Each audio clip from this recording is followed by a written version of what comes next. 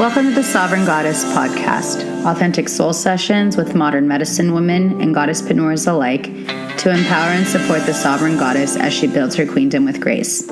We are gathered here to support you as you embark on the journey to honor all facets of the human experience.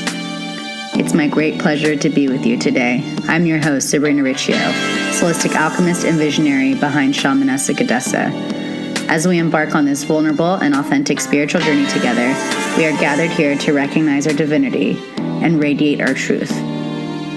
We are here to be the light we wish to see in the world. I invite you to relax, grab a cup of tea, clear the air and say a prayer with some plant medicines, and join us in our sacred ceremony. Deep bow, sister, for embarking on this beautiful journey with us. Now let's get started and allow the miracles to unfold. Hello and welcome to this new episode of the Sovereign Goddess podcast. Happy New Year! It's the first episode of the new year and wow, it's been really inspiring going into this new year and I'm sure you feel it too. And I know today is Wednesday, but yesterday I was having some technical difficulties as Mercury retrograde is still hanging out with us until the end of this week.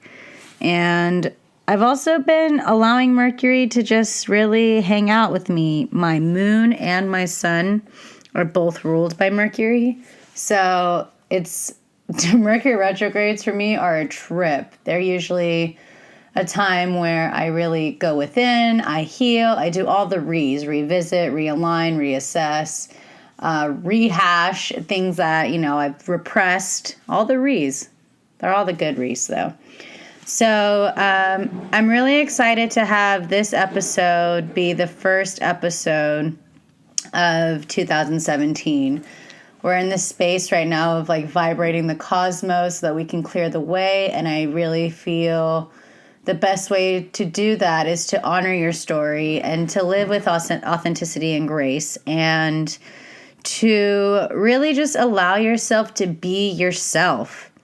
It's so interesting because I think, 2016, I know I'm not the only one that's saying this, but it kicked our ass. I know with me, I was in the hospital. I had to really rehash things. I was in the middle of a deep grieving process after the transition of my grandmother.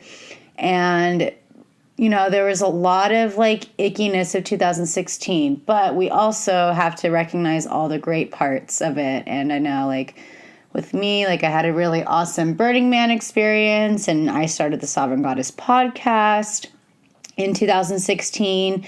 But more than anything, 2016 was the year that I really stepped out of the spiritual closet and allowed myself to embrace my authenticity and my vulnerability, to give permission for others to do the same. And it's really funny. I'm in this mastermind right now for coaching and, just becoming an overall powerhouse and a change maker. And what it's really showing me, it's honoring the story and really embracing who you truly are, and to help people based off of, what you've gone through, because then it makes you more relatable. And with this conversation today, I have the pleasure to announce that it's with Alexandra Roxo. And I met this goddess back in Joshua Tree last April at Satnam Fest, which is this big Kundalini festival, and we'll talk about it a little bit. But when I met her, I was feeling that it was time for me to step out, but I wasn't fully prepared and ready. And to have that synchronicity of having her sit at my table, and diving in deeper to prepare for this episode and recognizing her as a gonzo journalist. And I did the same thing for 4 years, but the difference with me was that I was just not spiritually prepared for the shitstorm I was walking into. But it taught me a lot of lessons. And I think that's what the biggest thing that Alexandra and I want to really share with you too, is to like come from that space of non-judgment when you're embarking on your journey and when you're sharing your medicine, because you are unique and what you are offering and your journey isn't going to be like anyone else's on the planet. So this is a really big opportunity for you to use that as a bench post, as a guide, as a marker for 2017, is to not be comparing yourselves to the falseness we see on social media, and to recognize that everyone is doing the best that they can based on their level of awareness, and to know that the way your life is unfolding is perfect. And the way that your life is unfolding is exactly what you need in order to be in service and to live from that highest form, that highest you. It's the highest sense of self. So I'm really excited for you to hear this journey and to listen to this story. I can talk to her forever. And she is also hosting Moon Club, which is part of the Numinous and their like new project that they're doing. And we're going to be diving deeper with that. But also, I don't know if you noticed, but now I'm talking the beginning of the episodes. So this is all part of the new beginnings that I'm really honing in on, this year. I really want to connect with you deeper, and I've been hearing such great feedback from you all about the podcast, and from my deepest of hearts, I just want to say thank you. Like, I had no idea. I still don't know where this thing is going, but I'm really excited because I'm a natural born communicator. Like I said, two of my sun and my moon are both ruled by Mercury, which is the ruling planet of communication. And I love to hear people's stories. And that's why I'm here doing this, is so that I can share with you their stories and to help you see and recognize that, we're all going through this. No one knows what the hell we're doing. We're just, we're following our hearts. And I really want you to follow your heart. And with me following my heart, I'm launching in February Gaia's Alchemy, which is my sacred water blends, and I just received the boxes yesterday, which is also another part of the reason why this wasn't aired yesterday, because there was just such an overwhelming amount of joy and emotion going through. Because as someone who, I was a Gemini, I'm always scatterbrained, and to see this project follow through, and after over 18 months of work, I just needed to allow myself to be with it and just literally stare at these boxes and these bottles and just honor them for, becoming a manifested physical product. So I have that coming on. I'm in the process of putting together and launching an e-course, which I'm really excited about. And I have a few spaces left for the Solistic Journey, which is my mentorship program. And spots are limited. And it's going to be something that's going to be very intimate.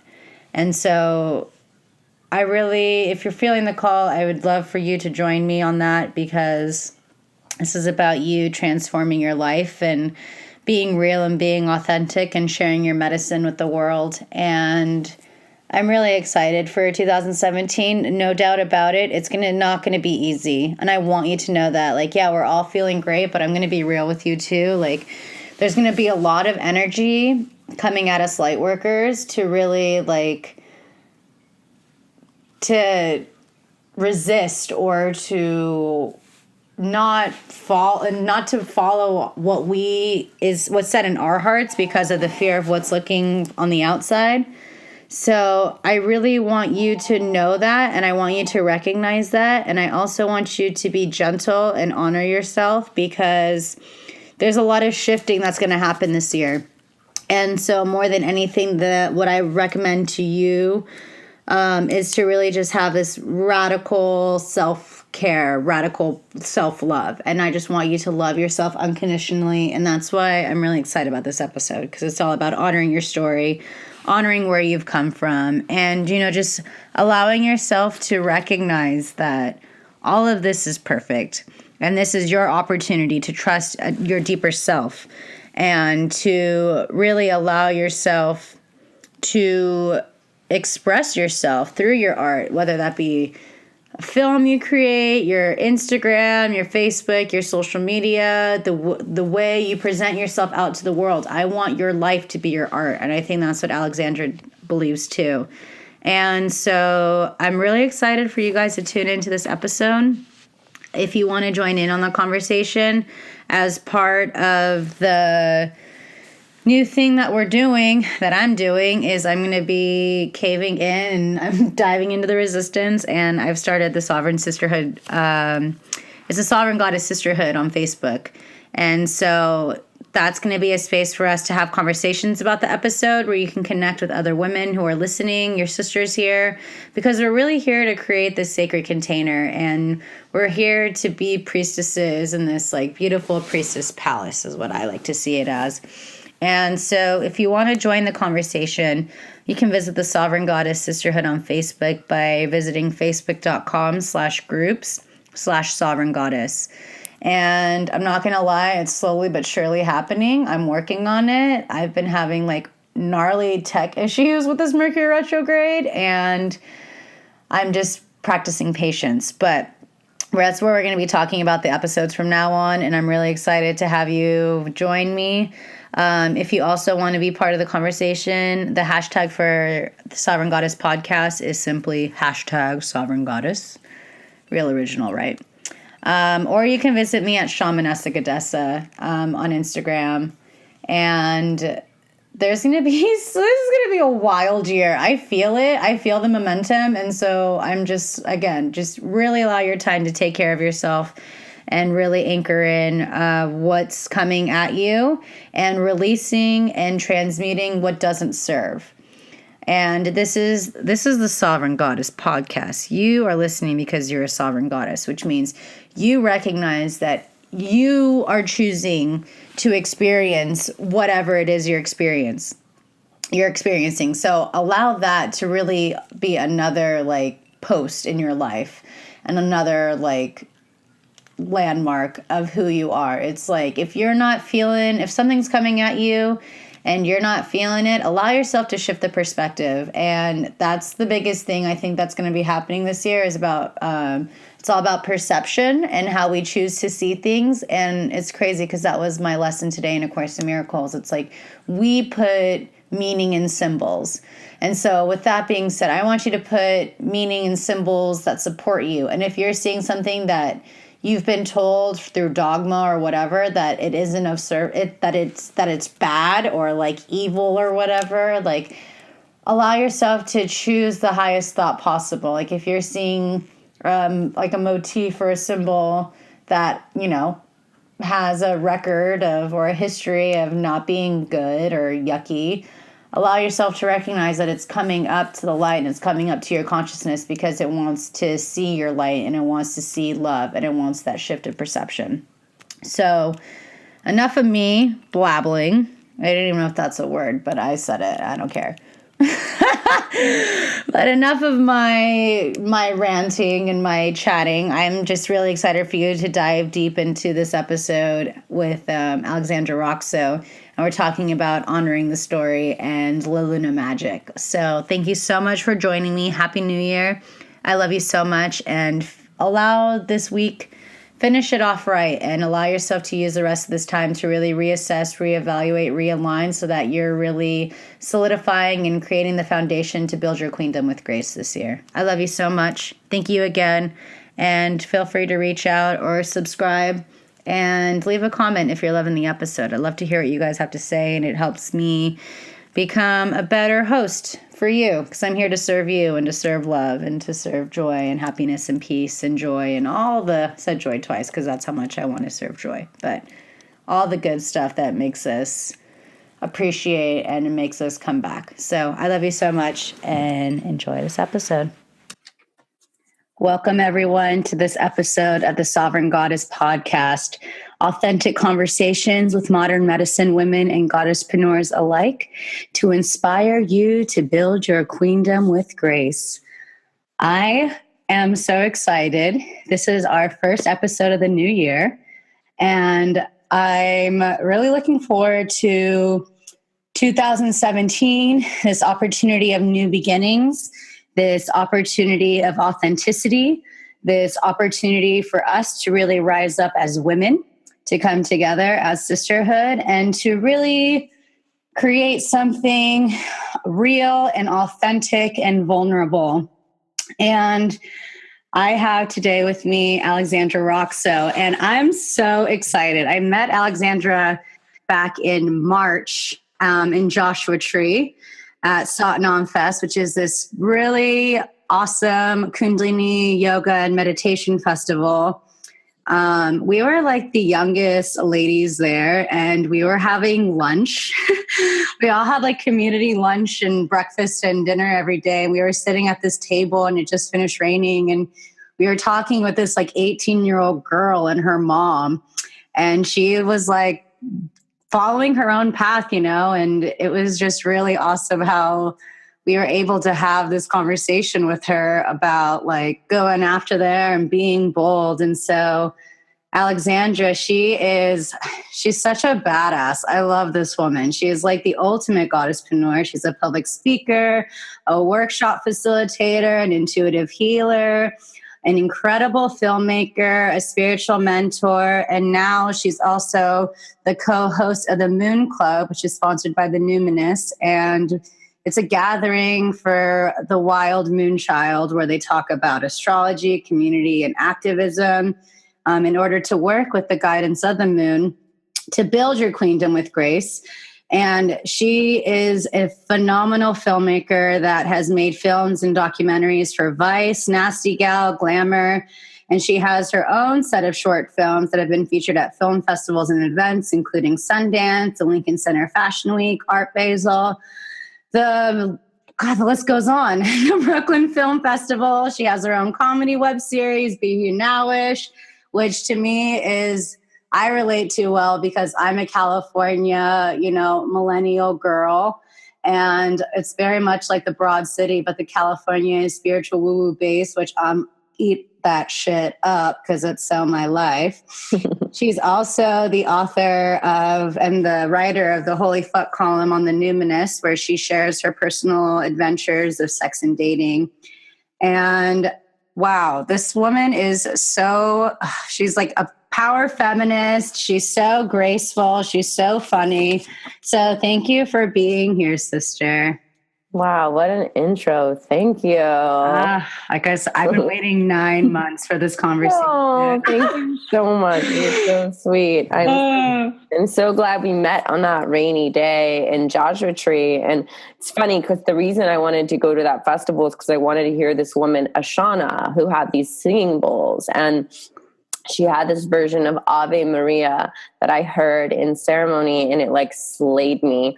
So I was like, I have to see this woman live. So being the sort of hustler I am, I was like, how can I get a ticket to her in Joshua Tree? So I managed a free ticket to the festival, and then I spent the day there, and it was just super, super dreamy. It was because you wrote a column for the Numinous about these women singers, and you wrote and you featured about like Simran and Icona, and you just wrote about their vibes. Yeah, and I mean, I'm not like a Kundalini gal. Like I've done Kundalini off and on, but I'm not like a devotee of the practice. I've done it off and on, like probably since I first stumbled upon yoga and yogic traditions, which would have been when I was about like 19.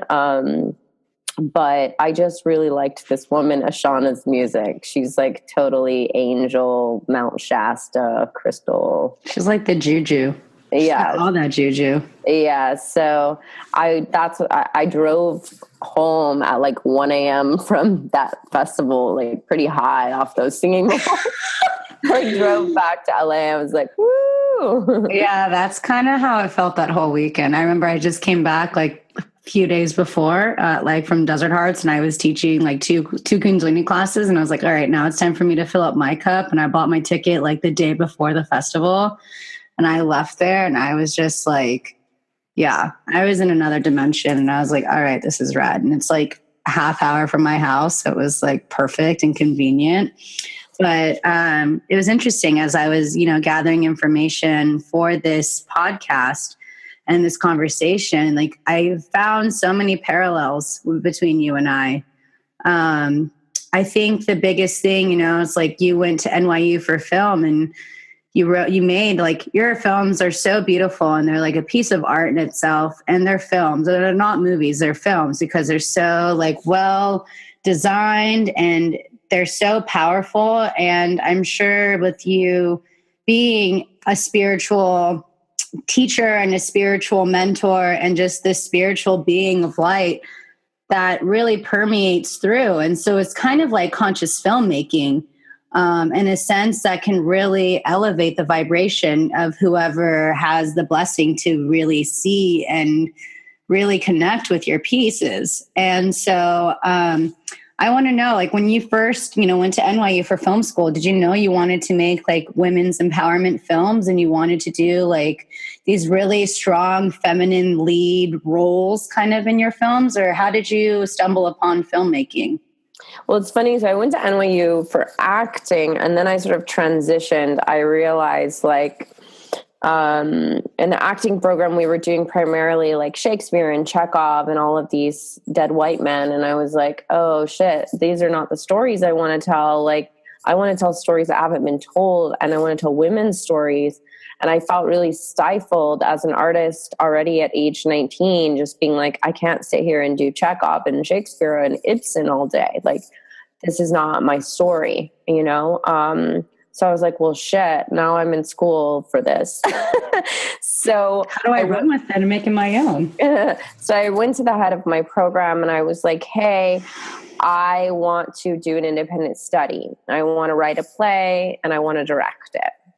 And they were like, we don't do that. And I was like, well, I want to do that.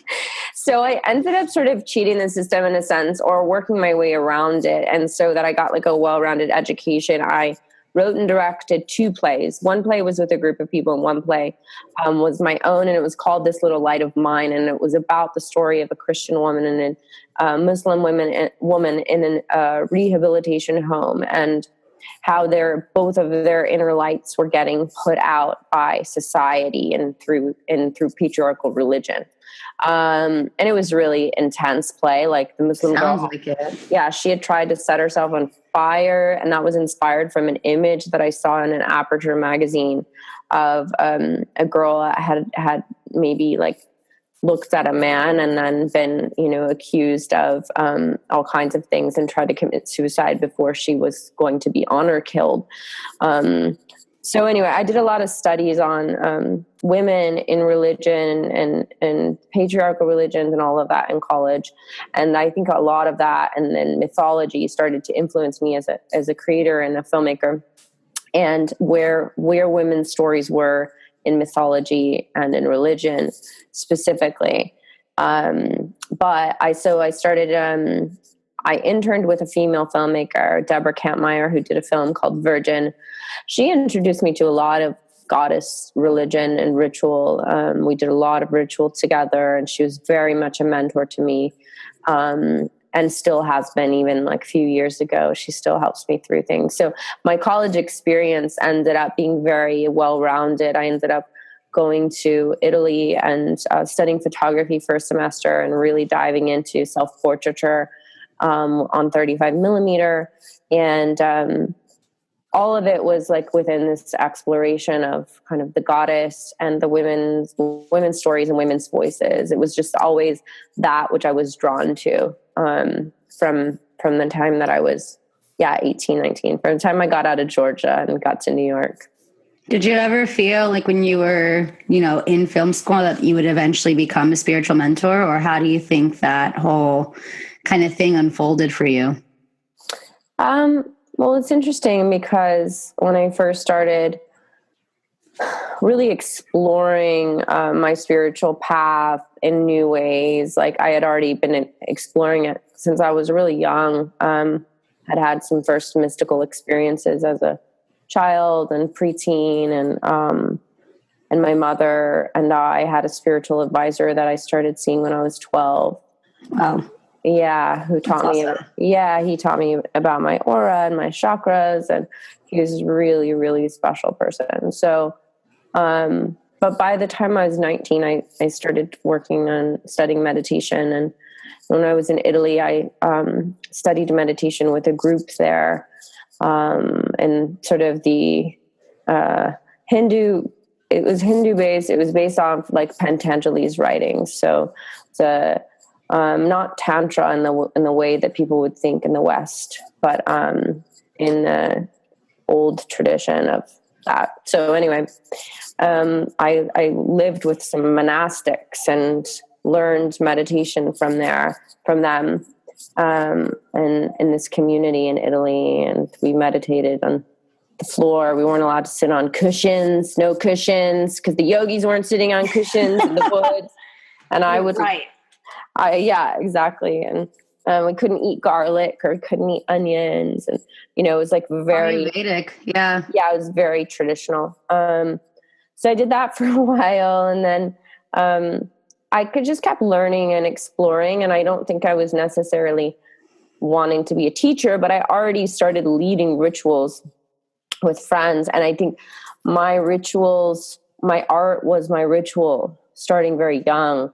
I would take my camera and a tripod and go to the woods, and that was my ritual. I did a lot of self-portraiture in the woods, naked, not that stuff's not online, and that stuff was on 35 millimeter, and it was kind of like before Facebook, before Instagram, all that stuff. But those were all, to me, altars and prayers.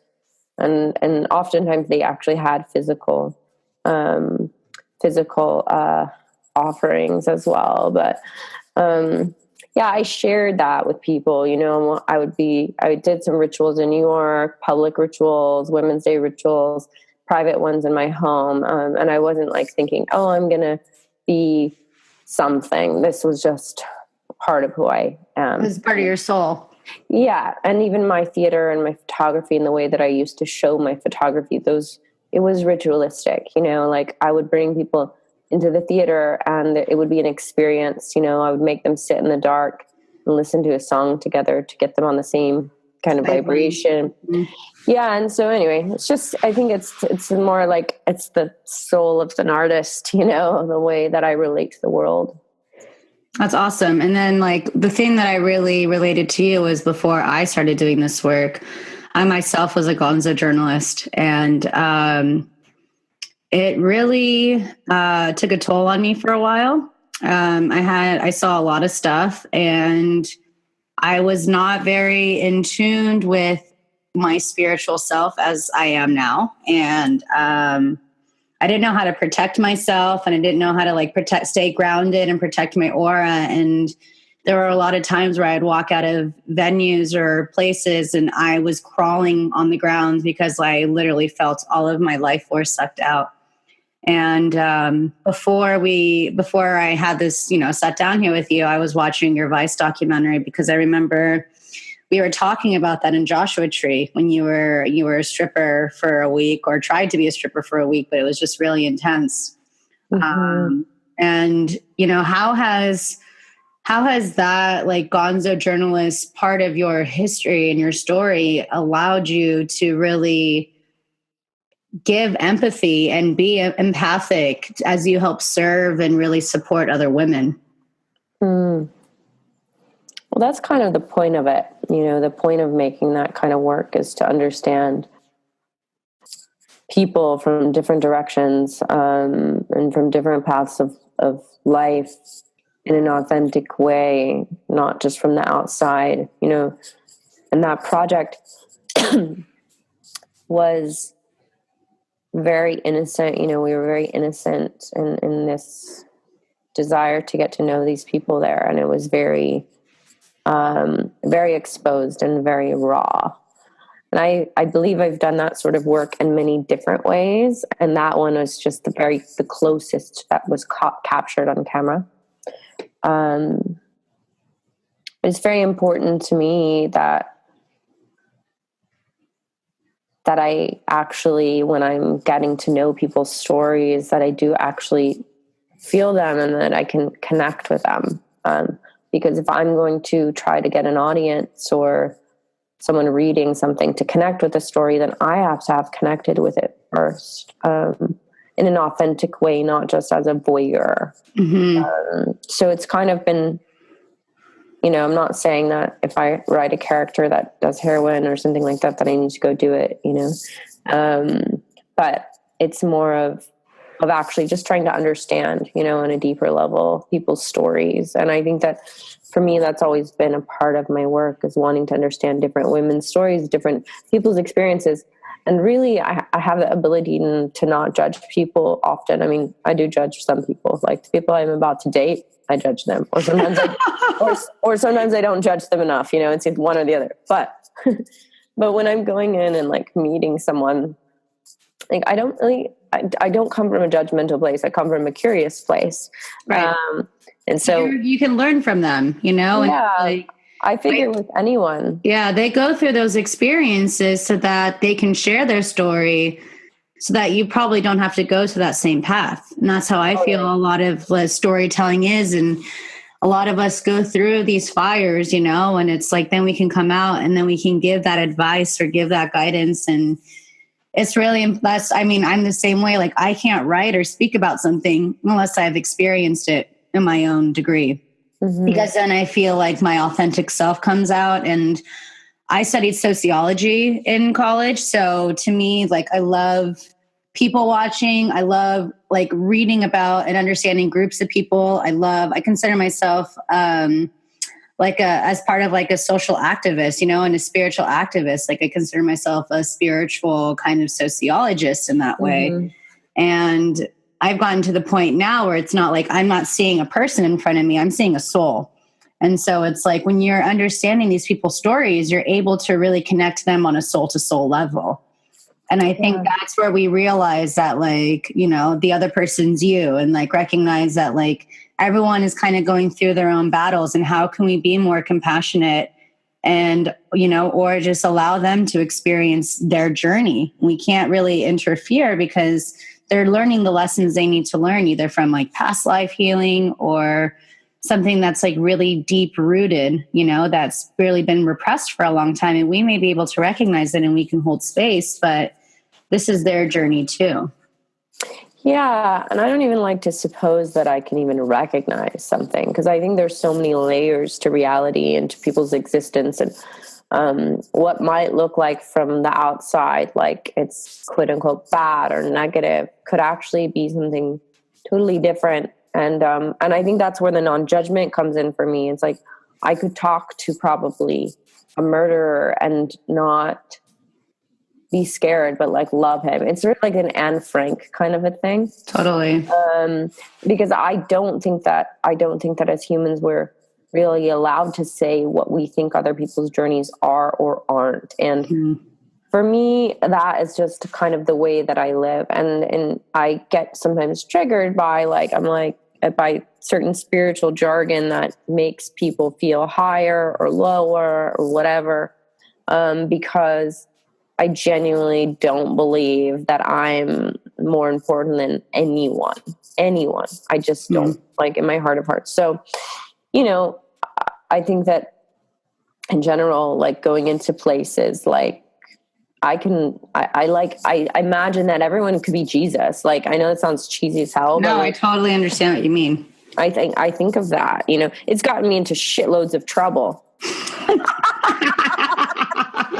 You know what I'm saying? Whoops. Like, I've trusted a lot of no, they're not terrible, but I've trusted a lot of people who've been all learning experiences, right? But yeah. I literally remember being like maybe 20 in Italy, and I was like really on my spiritual kick at that moment. Like, I was like meditating all the time and like whatever.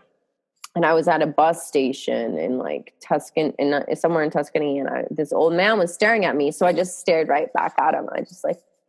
And I thought to myself, I'm staring into God's eyes.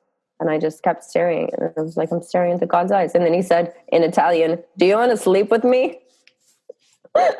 They're so romantic. My people. Those are my people. I'm so sorry. Like 80, and I think I laughed. And then I bonded with this woman who was a North African immigrant, and her boyfriend was in the army in Iraq, and we bonded on the bus ride because she was like, don't worry, he said it to me too. And I was like, really? And then we had this whole bonding experience and conversation on the bus ride. That's so amazing. So whatever, you really do take a few falls when you try to believe that everyone is a good person. Like you do have to have healthy boundaries. Totally. You have to protect yourself, but it's also just a part of who I am. So I hear you. I'm the same way. I like to see the light in everyone, and I like to recognize that, everyone is made in the likeness of God, and everyone is there. They have that purity, but then there's like these impurities that they may have, but they're still perfect as they are. And it's like part of what makes us so unique and allows us to tell stories, and it allows us to really spice things up. And otherwise, we'd all be the same. And that'd be so fucking boring. It'd be so boring. So I really wanted to dive a little deeper on storytelling because, you're making documentaries and you're making films and you're telling a story, and you tell stories a lot in your writing too. And so, now we have technology in today's day and age. But before, storytelling was told by the women, and it was around the fire, and it was passed down from generations or through writing. So how do you feel like film is able to come in and make an impact in lives, because it gives us now a more visual kind of storytelling that makes it a little more rich? And it's hard because some people say like, oh, like for instance, like Harry Potter, they're like, oh, I loved the books, but then we saw the movie, because when we hear the story, we create our own kind of story and our own vision of how these people are supposed to be. And then you read the movie or watch the movie, and then it's like a little different. But you're going into places that you're able to tell stories and use film and, allowing people to really visualize and see what's really going on in some of these developing countries or with these groups of people. So how do you feel that filmmaking is keeping a tradition of storytelling, but allowing it to be even more raw and more authentic? I think it is. I think, though, we're in the age of like a complete overwhelm in media, like a complete oversaturation of media. Totally. And then no longer is it about quality, but about quantity, because of how easy it is to make things, which is great in some regards. And in some regards, it's difficult, because that means that if I'm a 12-year-old girl on the internet wanting to learn about something, if I click on one of 10 videos about one thing and it turns out to be a shitty video, then like that's what I just learned about one thing. So it's troubling, the amount of information misinformation that's out there, especially politically right now. Totally. So I think that in terms of people that are creating content, I think the most important thing is just to stay with the integrity and heart, and you can't always do that when you're trying to make money, but that's where having your own Instagram and doing that kind of thing, you can decide the content. However, you have to remember that every piece of content you're looking at on Instagram or Facebook or whatever is subjective, that there are no facts.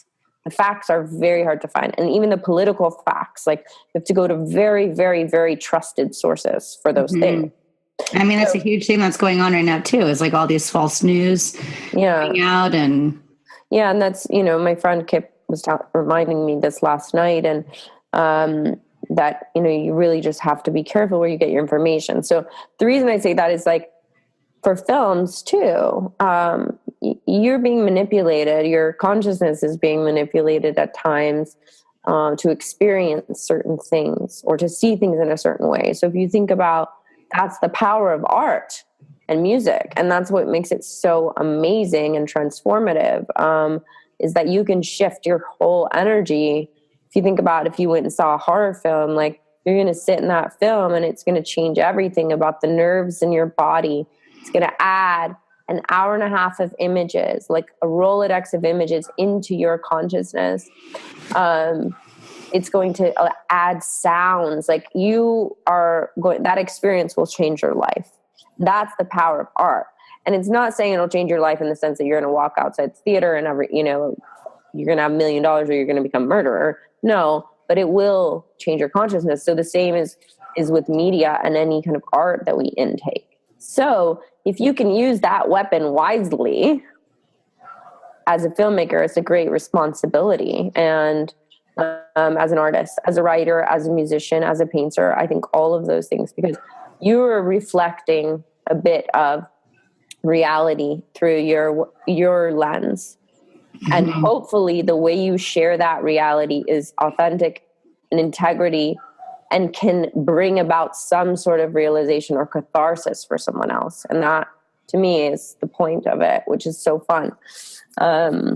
So yeah, it's kind of that's a deep, it's a deep dive into, like, you know, the sort of integrity of being an artist in the world today, and what that means, and how it shifts, and, you know, what that even means. Cause like anyone could call themselves an artist, whatever. I believe we all are, essentially. But, so definitely part of a larger conversation. But for me, I'm always just trying to, like, gauge with my heart, you know, if something feels good or not. And I think people are really craving for authenticity right now too. And when we see others being authentic, making something or creating something, it gives us permission to, because a lot of people, they're afraid to be authentic, and they're afraid to be themselves because there can be some shame, you know, from the past, and there can be some deep rooted pain in that shadow. And what I think is really interesting about our generation is that essentially, like, from, like, I think it's like 84 to 94, 83 to 94. So if you're born between that era, like, we had our Pluto and Scorpio. And so, I mean, Pluto's ruled by Scorpio. And so, like, there's so much that carries from, like, death and sex and money. Like, that's what it's all about. And so, like, they call our generation, like, the apocalyptic generation, because, like, we've just seen, like, shit after shitstorm after shitstorm after shitstorm after shitstorm since we were young kids. But, like, we grew up with, like, a lot of heavy, dark shit. And so I think what this time has been about is an opportunity for us to recognize our light and to be able to see kind of like that polarity of darkness and light, so that we can really reclaim our sovereignty and choose light, and recognize when there is darker, shadow, icky stuff to come out. That's our opportunity to us to, like, give that compassion, give that love, and give that empathy, because it can be, like, deep rooted from generations and generations that have never been able to really heal or, like, learn the lessons. And so here we come through and we're like, oh fuck, like, we got a lot of shit we're cleaning up right now. But I think, as you know, there's more people of our generation becoming more spiritual teachers and spiritual mentors too. I think the biggest thing is for us to not compare ourselves to the teachers before, and to allow ourselves to be authentic and to honor our story and where we've come from, and to really allow ourselves to use our platforms, our art, to be vulnerable and to be real and to be authentic, so that we give permission for others people to, like, let them know, like, it's okay for you to be you, like, let your freak flag fly, and, like, allow yourself to, like, you know, dive in deep and allow yourself to really make change. Totally. And I think that's part of our responsibility, as you were saying too. Yeah. And for me, like, I firmly believe that, like, I don't believe in the eradication of the shadow. I believe in, like, very much integration. I think that our shadows are our biggest allies, and I never want mine to go. And I will never stop having shadowy times in my life where I totally the full darkness and the full dark goddess, the Black Madonna, all of it, the fucking destroyer. So Kali Ma all over the place. Yeah. So, I mean, for me, like, I, you know, in sort of my own personal, the way that I look at the world in my life, it's definitely not, you know, getting rid of those shadowy sides. It's just finding balance. I agree. Yeah. I mean, I love shadow work, and I love using that opportunity to really honor myself and to really nurture myself and to find the beauty in that darkness too. And I think there's so many people that just, like, try to ignore it, but it's like, that's the yin and yang. And, like, you know, the stars can't shine without the darkest skies. And it's like, I think that's part of the conversation that really needs to be had, you know, in the spiritual community, is to embrace the darkness and to allow yourself to know that it's okay. Like, it doesn't always have to be rainbows and unicorns all the time.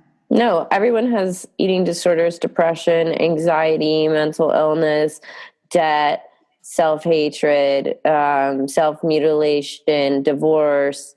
I mean, all of it, like abortions, cheating, like these things are things that everyone walks around carrying their crosses. And people try to pretend all day long and all night long that they don't have any of that stuff, or that they haven't gone through it, or, you know, that they're all love and light. And when in truth, those things are like, they're so beautiful to be able to say like, hey, I used to have an eating disorder and I still struggle with it every day, you know, or like, hey, like I had a drug problem or whatever. And just knowing that that same impetus to do that drug or whatever can be sometimes that same like dark passion can be used in another place instead of just smushed down and like tried to smush it out with a spotlight, you know? And that's how I work with my clients. I work with my clients. Like I feel like I get the people that are drawn to me,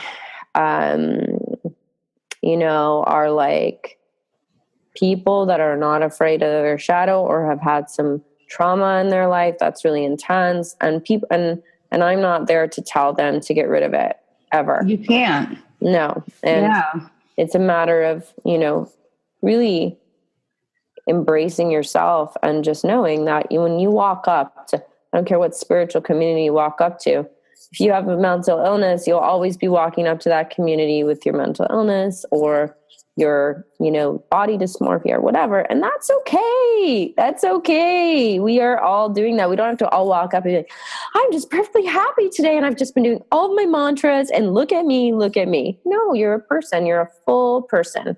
It's part of the human experience that we really need to honor and recognize and really embrace. And, you know, it's okay. Yeah. And that's what makes us, that's what gives us these stories and ways of connecting, ways of relating to other people, you know, because we have, our hearts are softened by that, because when we ourselves go through things, you know, we have to go through that work or that time. And if we choose to be conscious during it, then we can actually benefit from it, you know. And I think that like the deepest healing comes from doing that deep work, and the deepest like amount of strength really comes from allowing yourself to be vulnerable and allowing yourself to dive in and knowing and feeling safe. Yeah. And it's like, what does work even mean? So for people that don't know what work means, well, the biggest work is just being present with yourself as you feel like shit and as you feel depressed and angry and sad. You know, that's the work, is staying present, not checking out, not using any kind of spiritual, you know, tool to check out or alcohol to check out. The biggest part of the work is being present for and those feelings. Yeah. Being present for those feelings, allowing them to come even when you feel like you want to die, you know, because that's how it feels. Well, it's because, and I hate the term ego death, because I feel like you're integrating the ego in a new way. It's like a transmutation of the ego, because we still need our egos. And what we have to recognize is like when we're going through those times, it's like it's a rebirth. And especially as women, we are rebirthing all the time. Totally. It's a beautiful part. Like, that's why, you know, that's why with Moon Club, we decided to have it based off the monthly moon cycle, because that is a cycle of regeneration for us as women, you know, and we do bleed every month as a way of shedding and clearing out our energetic bodies, you know, and some months we have more cramps because we have more pain we need to release. Some months we have more PMS and less cramps, and it's all related to all of the feelings going on in our body, you know, and like I'm so glad for that. Otherwise, I think I would just be totally pent up and wild all the time with all these feelings inside, you know? Yeah. And I wonder what it's like with these women that have like birth controls where they don't have periods anymore. You know, it's like, well, I think it's very hard. I have some clients that I recommend them to make a moon time for themselves, even though they're not having a period. Interesting. Yeah. So I've done work. I had a client who didn't have a period for 10 years, and then we started working together, and now she has her period. That's powerful. Yeah, she did it, but I guided her. Yeah. Well, I think we have to honor that time, and we have to really, like, I know, like, I'm like on my moon right now, and I like woke up at 3:30 this morning with like the most excruciating cramps. But I think a lot of it is carried on from, last month, like November. We were recording this in December, but November was really tough for me. And, it was allowing myself to, and it was like, I had my moon like 3 days after the election last time. And it was just after the super moon. And so I was just like, oh my God, the 11/11 portal, all of that was around that time I had my moon, which was like days after the election. Mm-hmm. And so like the past 6 weeks were about me like hibernating and me being the hermit, and for me to heal and feel. And, as an intuitive healer myself, and feeling the collective and working with the moon and understanding what's going on. And now like the solstice is here. Like there's a lot that's allowing us to really shed and allowing us to really rebirth. And I think I love what you guys are doing with Moon Club, because it's allowing us to get back to basics, how women have always, worked with the moon. And then for a while, we like kind of disconnected as like a major society kind of thing. And I remember when I was living in Thailand, everything there is still based very deep on the moon cycles. I mean, you have like your full moon parties where they're celebrating. There's certain caves you can go that I went through, kayaking, where the water was higher and the tides were higher, which meant good luck. Or like they had like new moon parties in the jungle, like everything, because that's where they get a lot of, the fishing and the harvesting.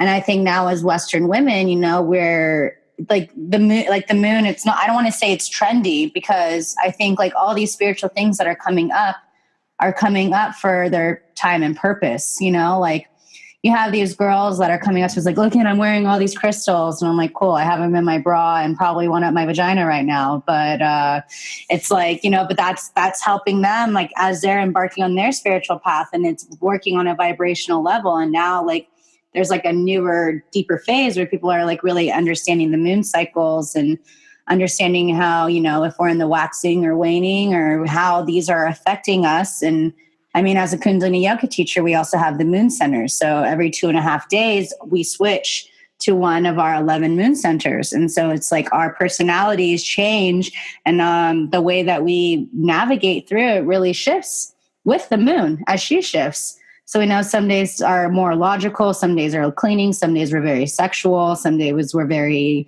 introverted. And so it's like, how has your experience of moon mapping and, working with the moon allowed you to be this like powerhouse woman you are today? Oh, thank you. I love hearing all that. Sorry.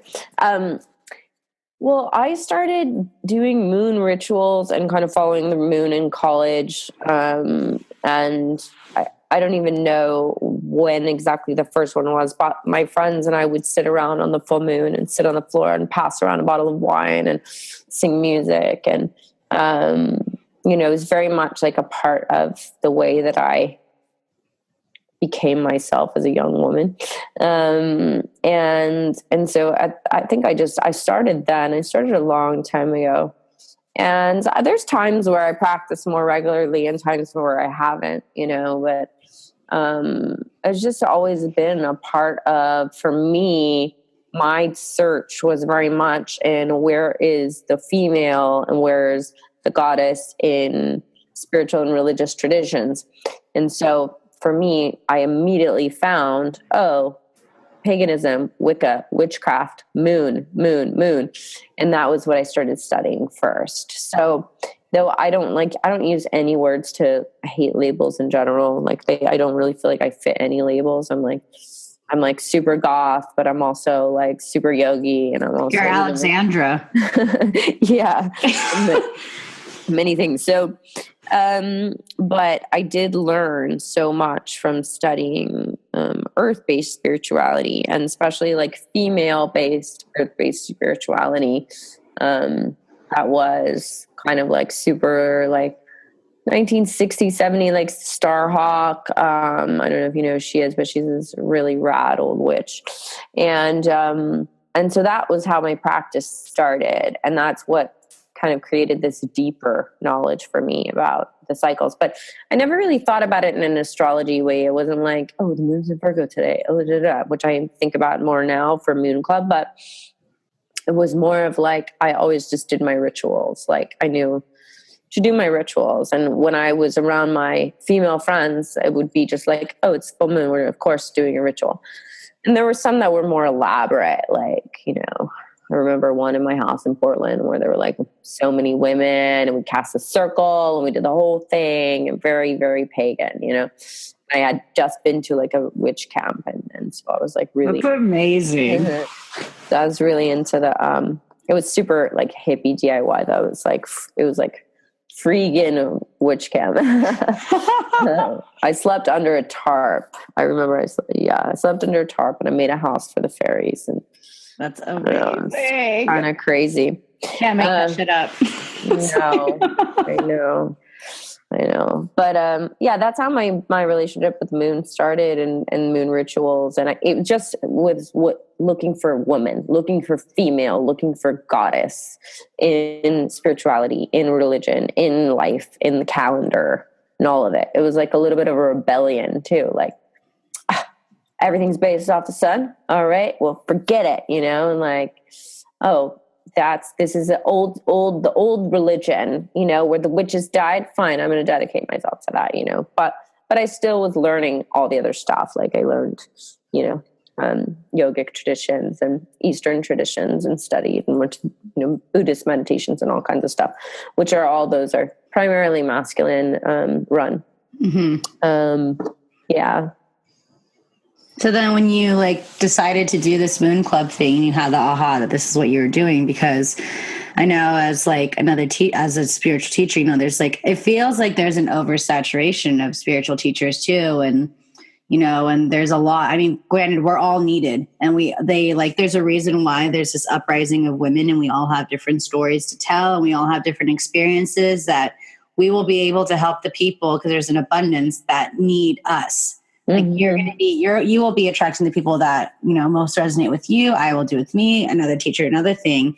But I love how I think a lot of what's happening is people are switching kind of like to this like subscription service now, where it's like working and feeling like, yeah, it's great to have one-on-one coaching, but to feel supported in a group, it's like, it's a collective consciousness that you're really coming together. And it's kind of like creating a big mastermind when we're having a lot, like groups of people coming together with the same intention and the same focus, and doing these powerful rituals and prayers and sharing these teachings. Like, how has your experience already been? I mean, I know you guys have just started with Moon Club, but how's the experience been?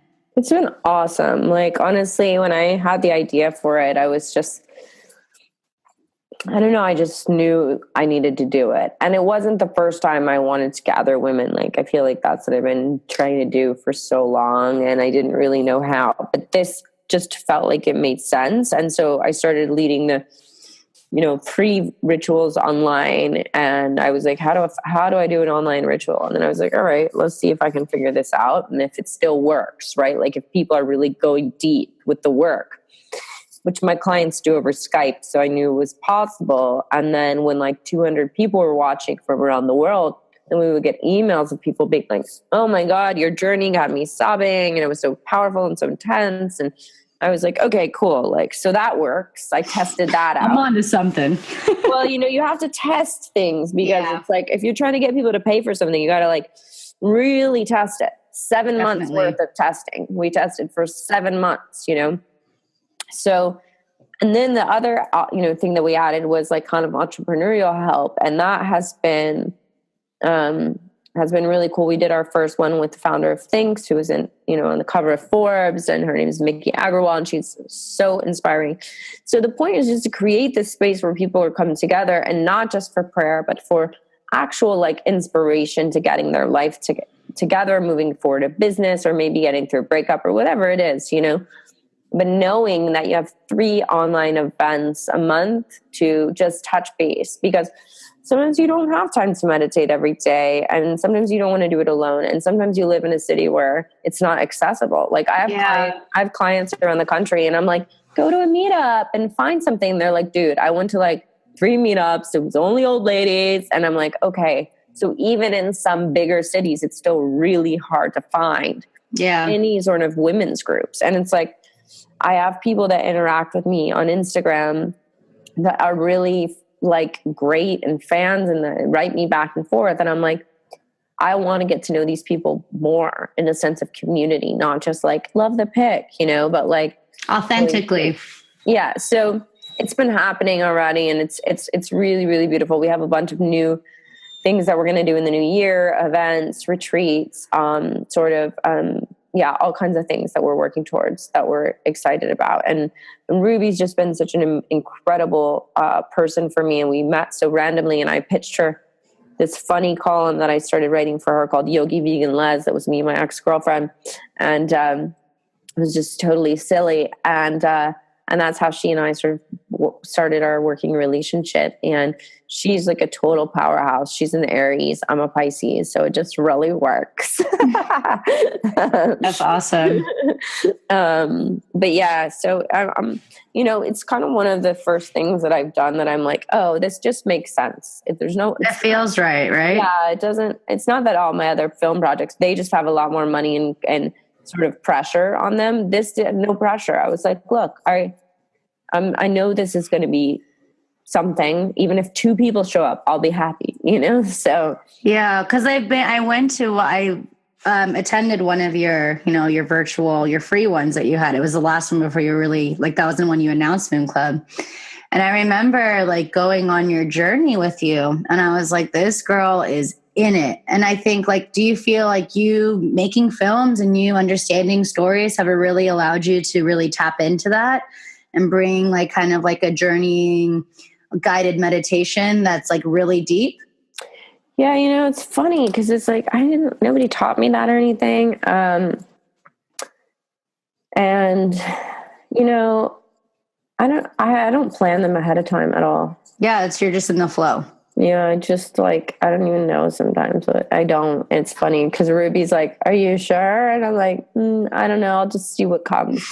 So I just sort of trust my deeper self and my helping spirits, and you know, that it just that part of the process is what it is. But I can tell when I'm like really tapped in, and it only started happening this year that that I started leading in that way, and then I was like, oh, I know how to do this. Like I'm like guiding people through deep things, you know. And then I've led groups now lots of times, and had so many people come up and be like, whoa, that was so intense, that was so powerful.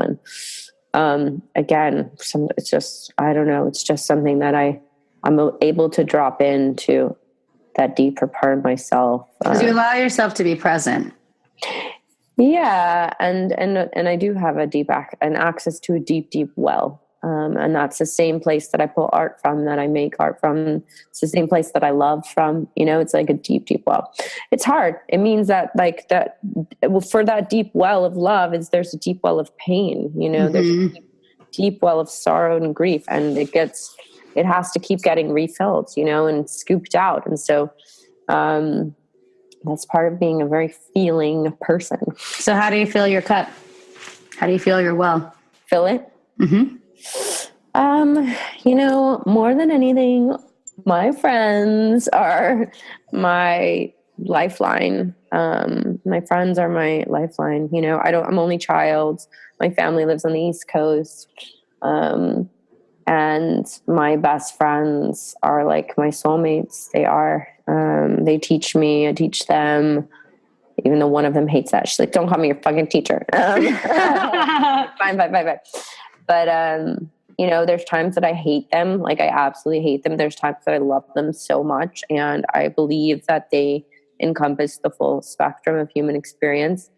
They still love me even when I'm batshit crazy, like literally crazy and terrible. And they still love me. And I'm like, oh, cool. And when I'm amazing and I do kind things for them, they still love me. And my friends and I are super connected. You know, we really stay connected. It's insanely important, like that we show up for each other.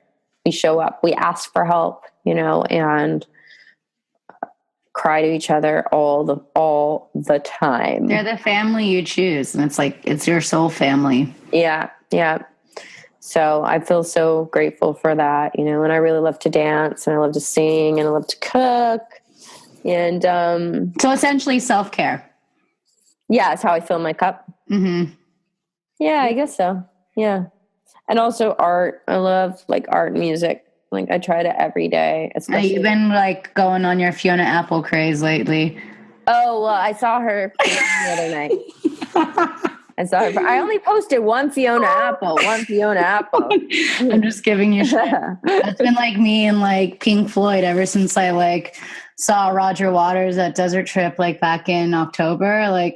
I've been just on a Pink Floyd kick. On a Pink Floyd beyond kick. I even was in ceremony a couple of weeks ago, and I had to listen to Dark Side of the Moon from beginning to end, and I just was jamming in my backyard, and it was just so perfect. Amazing. It was a new moon. I just was in Joshua Tree foraging, and then I came home and just jammed. That sounds good. That's nourishing, listening to an album and just surrendering yourself to it is the best medicine. And it's free, Mm-hmm.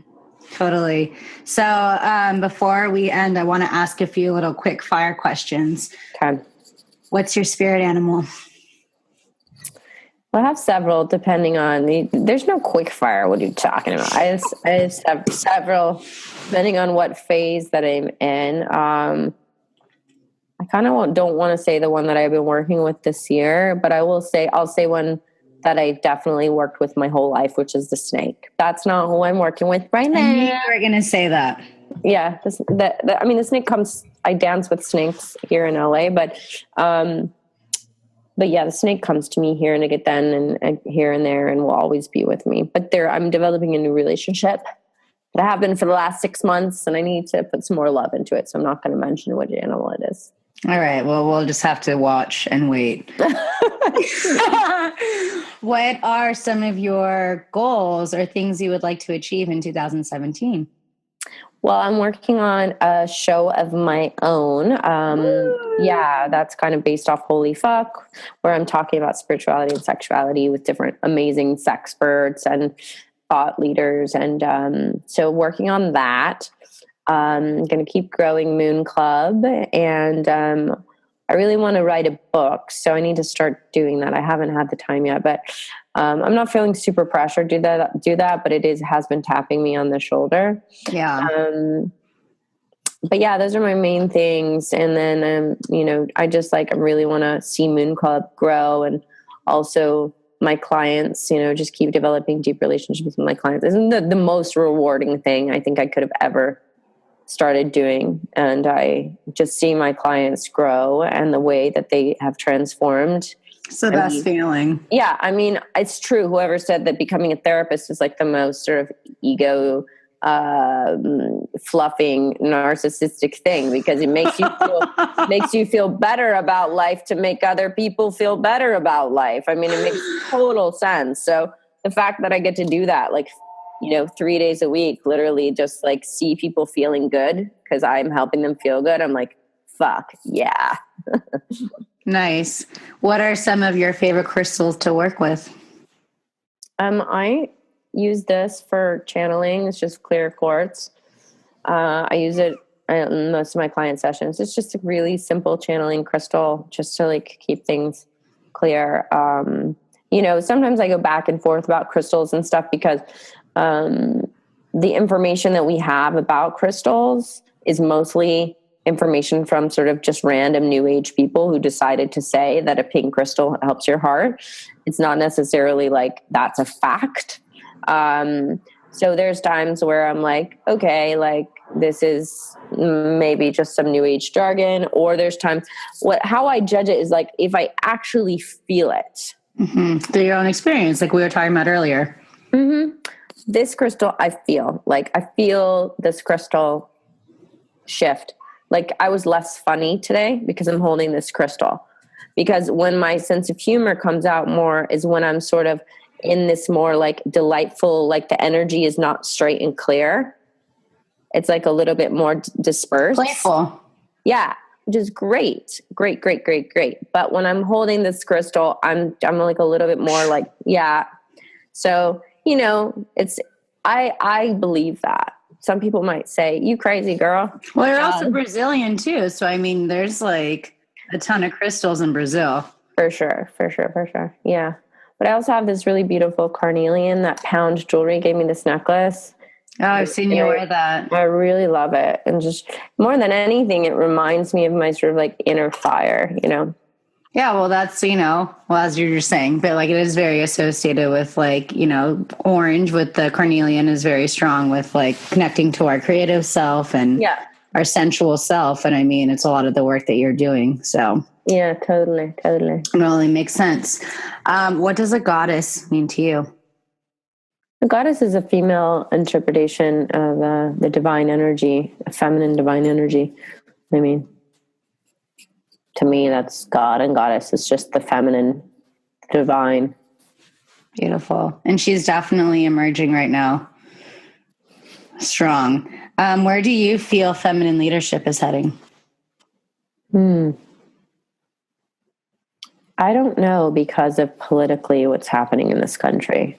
I think that women will continue to speak up and to rise and become entrepreneurs. And, you can ask plenty of spiritual leaders what their takes on the future are, that, we're coming out of the Kali Yuga. Some people say we're going to swing the opposite direction of matriarchy, and it's going to go so extreme that it's going to take another 1,000 years to get back to the center after, there's all kinds of theories, but I do think regardless, women's voices will continue to be strong. I hope that it doesn't swing in the direction of the crazy matriarchy, like where women are being terrible to men. And then we're like, are we ever going to get this right? But yeah. But that's just, all these people have all these predictions, Yeah, because I feel with women, as you're doing Moon Club and things like this, it's important for us to honor our masculine too. Of course. And to heal our masculine so that we don't allow the pendulum to swing so far. Yeah, exactly. Yeah. It's important. I hear you. We're here to help with the sacred reunion. Yeah, and not to just become masculine in trying to fill those roles. That's a whole nother thing. Yeah, definitely. And my last question is, what would be one little tip of advice you would tell younger Alexandra?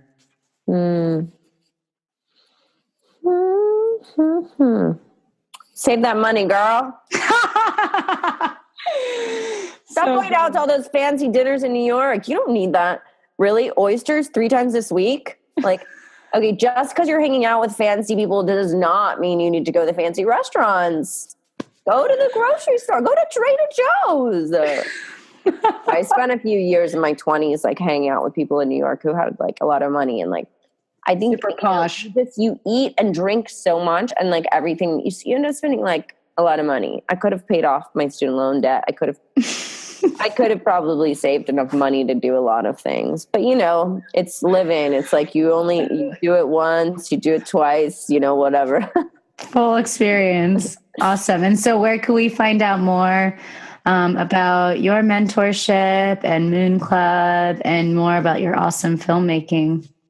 So you can find out about all of it on my website, alexandraroxo.com. That's Alexandra, AlexandraRoxo. And Moon Club is only $13 a month. So it's really accessible to whomever wants to join or try it. And I also do mentorship one-on-one, not with a ton of people, because it's basically like I'm entering into a soul relationship with someone. It's deep work. And my films are on my website, and hopefully there'll be some more stuff coming out in the new year. Wonderful. And this episode is brought to you by my newest blend of hydrosols called Gaia's Alchemy. And like Moon Club, because I know Moon Club is donating $1 of each of your $13 to a nonprofit. Gaia's Alchemy, each blend will be donated, 5% will be donated to a different nonprofit. So we goddesspreneurs here understand the importance of being conscious business women and to really go out and use our money and use our power to really help. But I think with what's going on in the political field right now, we really need to help a lot of these nonprofits right now that are here doing really good work, because we don't know what's going to happen with this next regime that's coming through. So allow yourself to really know that your money is going to help someone in need. Right. So, yeah. Well, thank you so much. I can talk to you forever. Thanks for having me. Yeah, this was rad. And thank you for being the first episode of 2017. This is like such a way to kick off this new year. And I feel it's a 1 year, it's new beginnings. We've gotten through all the shit of 2016 and it's made us stronger. So I'm really excited to see where this takes you and seeing how much you've already evolved, since the 9 months I've known you, and seeing where Moon Club takes off and shoots for the moon. So thank you so much, sister, for being here and for being a badass sovereign goddess. Mm-hmm. Thank you. Thank you so much. Thank you, sister. All right, everyone. Have a great new year, and we'll be seeing more of you. And thanks for tuning in. Have a good one. Take care.